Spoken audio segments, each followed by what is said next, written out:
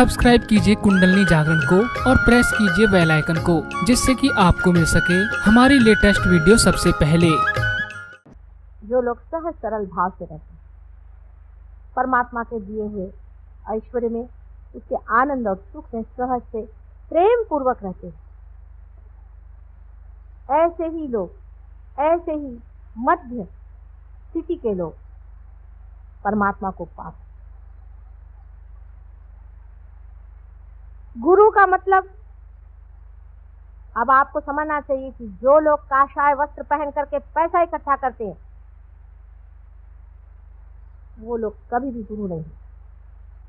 जिनके पास टूटी हुई साइकिलें थी और आज इम्पाला में घूम रहे हैं, वो कभी भी गुरु नहीं हो सकते। जो आदमी परमात्मा को पाया हुआ है, वो चाहे जमीन पे सो जाए और चाहे वो महलों में सो जाए, आराम से। इसके लिए जनक राजा का मैं आपको एक उदाहरण, जनक राजा के पास में नचिकेता करके एक बड़ा भारी आर्क गया था। पहले तो वो शंका से व्याकुल था। उसने अपने गुरु से कहा कि ये एक गृहस्थ में है, ये राजा है, इसके यहाँ तुम क्यों जाते हो, इसके आगे तुम क्यों झुकते हो, इसके चरण क्यों छूते हो, ये तो गृहस्थी आदमी है। तो उन्होंने उनको कहा कि अच्छा तुम राजा जनक के यहाँ जाओ और उनके यहाँ, आप जानते हैं कि उनको विदेही कहा जाता है, देहाती। नचिकेता जब उनके साथ जाके रहा, उसने देखा कि इनका इतना ऐश्वर्य है, इतना पैसा है, लोग बाग खाना पीना खा रहे हैं, आराम से रह रहे हैं, राजा सब खाना खाते हैं, घूमते हैं, फिरते हैं, बाल बच्चे हैं, ये आदमी कैसे हो सकता है परमात्मा को जाने। दूसरे दिन उसने कहा कि मैं तो जा रहा हूँ, अभी इसी वक्त मैं चला जा रहा हूँ, मुझे यहाँ रहने का नहीं। उनका अच्छा चलो पहले नहाने तो चलो। नदी पे नहाने गए, उनको अपने साथ सरजू नदी पर नहाने ले गए। नदी में नहाते वक्त एकदम से किसी ने आके बताया कि हे राजा, तेरे तो घर में आग लगी, रजवाड़े में सारी आग लगी हुई। राजा जनक ने कहा कि लगने दो, अभी तो मैं ध्यान में हूँ। हंस के कहा, जरा घबराए। उसके बाद लोगों ने कहा कि सब तुम्हारे घर वाले भाग गए, आग तुम्हारी तरफ आ रही। तो उन्होंने कहा जाने दो, अभी तो मैं ध्यान में। उसके बाद उन्होंने कहा कि अरे भाई आग यहाँ तक आ गई, तुम्हारे जो बाहर आभूषण और वस्त्र पड़े हैं ये भी चले जाएंगे, वहां जो रक्षक थे वो भी भाग गए। तो ये नचिकेत जो अंदर नहा रहे थे, उनके एक दो जो कपड़े बाहर पड़े हुए, वो उन्होंने सोचा अगर ये जल जाए तो मेरा क्या हाल होगा, तो भागे बाहर। उन्होंने अपने कपड़े पकड़े, तो भी ये ध्यान में मत। जब ये लौट के आए, इसको बड़ा आश्चर्य, तो उसने उनसे पूछा कि राजा, आपको कोई चिंता नहीं कि आपके कपड़े आदि सब कुछ जल जाते और फिर आप क्या ऐसे ही घूम। तब उन्होंने कहा जो मिथ्या है वो मिटने ही वाला, तो कोई बचाने की जरूरत नहीं, जब तक है रहने दीजिए और नहीं है तो जाने। यही बात सच। जो गुरु मिथ्या को मिथ्या नहीं समझते हैं, उनके पास आप क्या ढूंढने जा रहे हैं।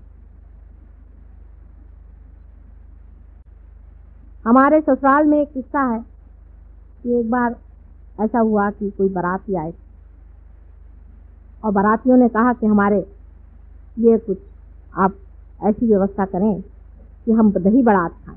बारातियों के ज़रा नखरे होते हैं, और जाड़े के दिनों में लोगों ने कहा कि भाई इस वक्त दही बड़ा बनाना बहुत मुश्किल है, क्योंकि जाड़े में दही बड़ा शाम के वक्त बनाया नहीं जाए। कब बस हम तो दही बड़ा खाएंगे, अब इसी वक्त लाइए आप दही बड़ा। तो एक बाबा जी वहाँ रहते थे, उनका पता चला। उन्होंने बाबा जी बुलाया कि भाई आप किसी तरह से इंतजाम करें। तो कभी मैं मंगा तो दूंगा, लेकिन उसके बाद मैं रहने वाला नहीं। अच्छा ठीक है, मंगा दीजिए। उन्होंने एक खिड़की बंद कर ली, दूसरी खिड़की बंद कर ली, दरवाज़ा बंद कर लिया, और उसके बाद कहा कि देखो आ गया आपका दही बड़ा, खाइए। वहाँ सब दही बड़े आ गए, लोगों ने दही बड़ा खाना शुरू कर दिया, बड़े खुश हुए। बाबा जी भाग, रातों रात बाबा जी जान बचाकर भाग। लोगों को समझ नहीं आया कि बाबा जी क्यों भागे। दूसरे दिन सवेरे वहाँ मांग लोग होते हैं, एक शूद्र जाति होती है जो आती है और खाना वाना सब बटोर कर ले जाए। वो आए और उन्होंने देखा बर्तन वगैरह को, कहने अरे हमारे कुल्हड़ कौन उठा के लाया, फिर तो हमारे कुल्हड़ थे, ये कौन उठा के लाया। वो जो विवाह था संपन्न तो हुआ था, इससे लड़की विदा हो गई, नहीं तो कोई लड़की को भी विदा नहीं गई। वजह ये थी कि सब लोग बहुत नाराज हो गए, कहने लगे कि ये कौन लेकर के आया। हमारे पूर्वजों में समझ लीजिए हमारे पिता के ही थे, लोग इन सब चीजों में विश्वास ही नहीं करते थे। इसे भानामती कहा जाता था महाराष्ट्र में पहले। ऐसी चीजों में कोई भी विश्वास नहीं करता था कि ऊपर से कुछ चीज चली आ गई और उन्होंने दही बड़े खा लिए। अब क्या परमात्मा को कोई और धंधा नहीं दही बड़े खिलाने के सिवा? आप लोगों को भी सोचना चाहिए कि आप लोगों को दही बड़े खिलाने का ही उनको एक धंधा बचा हुआ। जब आप किसी को इसलिए गुरु बनाते हैं कि वो आपको 200 रुपया पकड़वा देते हैं, मैं कहती हूँ ऐसे ही दाता लोग अगर हैं तो इस देश का इकोनॉमिक प्रॉब्लम ही सॉल्व कर दीजिए, सबको दीजिए। घड़ियां मंगाते हैं स्विट्जरलैंड से बनी हुई, एक भगवान से बनी हुई घड़ी मंगा दें तो मान ले बात। इस चीज को सोच लेना चाहिए कि हम लोग उसी सुप्रीम को पाना चाहते हैं, उसी परम को पाना चाहते हैं। पर आपकी भी तो खोज इन्हीं जड़ वस्तुओं में है, इन्हीं पत्थरों में है। इसीलिए आप इन लोगों को गुरु मानते। रुपया भी जाता है, पैसा भी जाता है। जब आपका सब पैसा निकल जाता है तब आप मेरे पास आते हैं। कल ही एक स्त्री आई थी, आपने देखा था किस तरह से नाच रही थी, कूद रही थी। मैंने कहा आप क्यों आई भाई? कहने लगे क्या करें, आप तो हम ऐसे हो गए। मैंने कहा अच्छा है, लोग पागल तुम्हें बनाए और पागल खाना मैंने खोल रखा। तुम वहां क्या खोजने गई? क्या नाचने कूदने से परमात्मा मिल सकता है? हमारे मानव के जितने भी कायदे कानून बने हैं उसमें उन लोगों को इसका अंदाज ही नहीं है कि मनुष्य कितना घृणित हो सकता है। जिन्होंने भी बनाए बहुत शालीन और अच्छे शुभ लोग थे, उन्होंने उस घृणता को और उस दुष्टता को पहचाना ही नहीं कि मनुष्य अंदर से कितने गंदे कामों में फंसा हुआ। अगर वो लोग जान जाए तो नए कायदे बनाने पड़ेंगे इन लोगों को सबको पकड़ने के लिए। ईसा मसीह को तो इन्होंने उठाकर सूली पे चढ़ा दिया, तो आसान था। लेकिन इन लोगों को तो कोई पकड़ ही नहीं पाता, जो रात दिन आपसे रुपया खसोट करके और आप लोगों का सर्वनाश करने पर लगे हैं और कल आपके बच्चों को पागल खाने में भेजने के लिए तैयार बैठे हुए। कभी आप लोग इधर भी आंख उठा करिए और सोचिए कि ये क्या है। परमात्मा के नाम पर जड़ वस्तुओं को बांटना कहाँ की भलमानसियत। आप भी क्या कभी सोचते नहीं? कलयुग में तो मैं सोचती हूँ कि मनुष्य के पास इतनी प्रगल्भ बुद्धि है, इतनी उसके अंदर सूझबूझ है, क्या वो सारी अपनी बुद्धि को बेच खाता है कि वो समझता नहीं कि ये एक तरह का मेस्मरिज्म है और एंटाइटमेंट है, जिसकी वजह से हम ऐसे पागल जैसे उसके पीछे भाग रहे हैं और अपने अंदर झूठे बिल्कुल मिथ्या ही विश्वास अंदर में करके कि हम बड़े शांति में बैठे हुए हैं, अपने से भी भुलावा कर रहे हैं और दूसरों से भी भुलावा कर रहे हैं। जब आप रियलाइजेशन हो जाता है तो बहुत दूर जाने की जरूरत नहीं, बहुत पढ़ने की जरूरत नहीं। आप समझ सकते हैं कि आप रियलाइज इसमें आपने एक जरा अंदर से शांत है। मैं देखती हूँ कि इतने लोगों के गुरु हैं और 30-30, 40-40 साल में हार्ट अटैक आकर के लोग मर जाए। असंभव की बात है। अगर आप में रियलाइजेशन का जरा सा भी तत्व एक बार जाग उठा है तो हार्ट अटैक तो क्या कोई एक्सीडेंट भी होना मुश्किल है।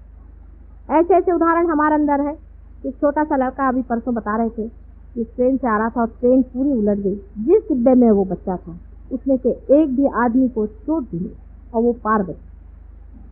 आपके ऊपर देवता मंडराना चाहिए। अगर दिव्य नहीं उतर सकता तो ऐसा रियलाइजेशन क्या? अब हमारे ही लोग आप जानते हैं कितने ही पार हुए हैं, कैंसर तक की करते। कोई विशेष बात नहीं, कोई विशेष हमारे ख्याल से बात नहीं।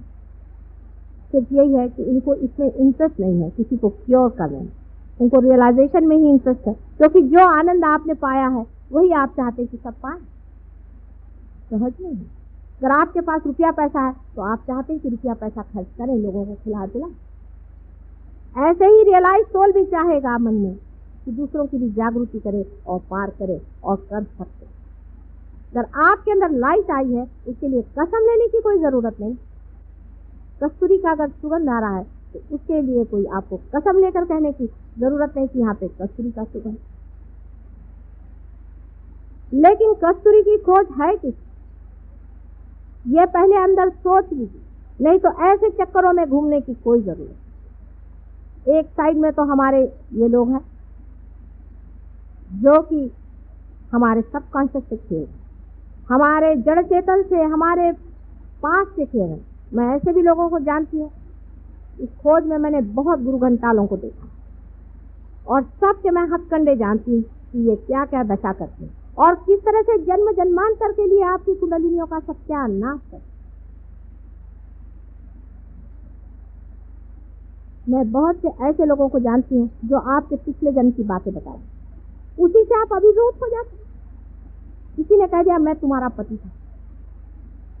एक थी मेरे पास आई, कहने माता जी मैंने उनको अपना सर्वस्व दे दिया। मैंने कहा क्यों क्यों लिया तुमने?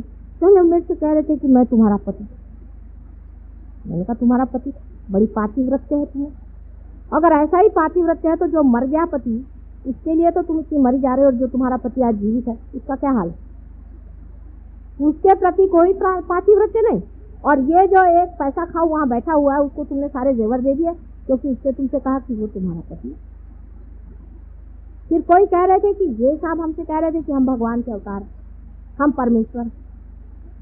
अरे कोई कहने को अपने देश में किसी को क्या लगता? झूठ बोलने में तो हम लोग पक्के माहिर हैं। कोई सी भी झूठ बोल दीजिए। इसको साइकोलॉजी में स्टिग्माइज्ड पर्सनालिटी, आप पढ़ें अगर साइकोलॉजी तो आप समझ सकते हैं कि साइकोलॉजिस्ट ने भी इनका पता लगाया है। नहीं लगाया की बात नहीं, बड़े चोर लोग खड़े होकर के जो चाहे तो अंत शंत बकने लग जाते और लोग उसे विश्वास करने लग जाते।